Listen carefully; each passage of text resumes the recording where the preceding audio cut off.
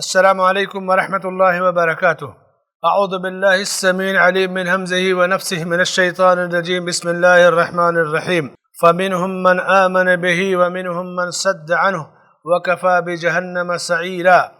پھر ان میں سے بعض نے تو اس کتاب کو مانا اور بعض اس سے رک گئے، اور جہنم کا جلانا کافی ہے۔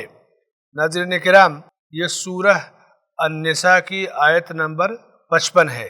اس سورہ میں اللہ نے کہا کہ فَمِنْهُمْ مَنْ آمَنَ بِهِ، ان میں سے کچھ لوگ ایمان لائے۔ کن میں سے؟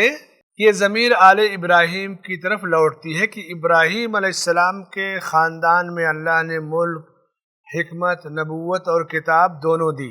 اسحاق علیہ السلام، یعقوب علیہ السلام، یوسف علیہ السلام اور ان کے بعد جو نبوت کا سلسلہ چلا عیسیٰ علیہ السلام تک، یہ آل ابراہیم ہی ہیں، آل یعقوب ہیں، اور آل یعقوب آل ابراہیم ہیں۔ تو کہا ان میں سے کچھ ایمان لائے اور کچھ ایمان سے محروم رہ گئے اور لوگوں کے ایمان لا لانے کا سبب بن گئے۔ فرمایا کہ فَمِنْهُمْ مَنْ آمَنَ بِهِ، بعض نے اس کتاب کو مانا جو ہم نے کتاب اتاری، اور بعض اس سے رک گئے۔ تو جنہوں نے قبول کیا، مانا، وہ کامیاب ہوئے۔ جو رک گئے یا جنہوں نے لوگوں کو روک دیا، ظاہر سی بات ہے ان کی سزا جہنم ہے۔ تو اس آیت میں لوگوں کی دو قسمیں بیان کی گئی ہیں۔ شیخ رحمۃ اللہ علیہ مسائل کے ضمن میں کہتے ہیں کہ اس سے جو چند فوائد و مسائل ثابت ہوتے ہیں کہ انسانوں کی دو قسمیں ہوتی ہیں، ایک مومن اور دوسرے کافر۔ اللہ تعالیٰ کلام اتارتا ہے، وحی نازل فرماتا ہے، کتاب نازل فرماتا ہے، رسولوں کو بھیجتا ہے۔ کچھ لوگ اسے قبول کر لیتے ہیں، جنہیں کہا جاتا ہے یہ ایمان والے ہیں۔ کچھ لوگ اسے ٹھکرا دیتے ہیں، نہیں قبول کرتے، جنہیں کہا جاتا ہے یہ کفر والے ہیں۔ یہ دونوں قسمیں اللہ نے ایک جگہ بیان فرمائی، کہا هو الذی خلقکم فمنکم کافر ومنکم مؤمن۔ وہ اللہ کی ذات جس نے تمہیں پیدا کیا، تم میں سے کچھ لوگ اس اللہ کی ذات پر ایمان لانے والے ہیں، کچھ کفر کرنے والے ہیں۔ تو لوگوں کی دونوں قسموں کو اللہ نے اس آیت میں بیان کیا کہ فَمِنْهُمْ مَنْ آمَنَ بِهِ وَمِنْهُمْ مَنْ صَدَّ عَنْهُ۔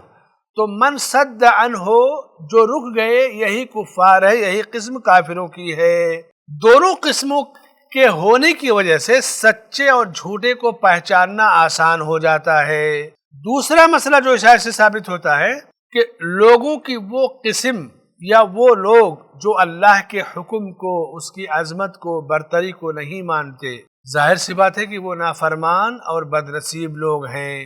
تیسرا مسئلہ، نافرمانی اور کفر کی سزا، وکفی بجہنم سعیرا، انتہائی اختصار کے ساتھ ان کی سزا بھی بتا دی کہ ان کی سزا جہنم ہے۔ چوتھا اور آخری مسئلہ، ہر وہ شخص جو اللہ کے کلام کو، اللہ کی کتاب کو نہ مانے یا ماننے سے رک جائے یا لوگوں کو روک دے یا شک و شبہ پیدا کرے یا لوگوں کو اس بارے میں کنفیوز کرے، تو اللہ کا وہ نافرمان اللہ کی جہنم اور عذاب کا مستحق ہے۔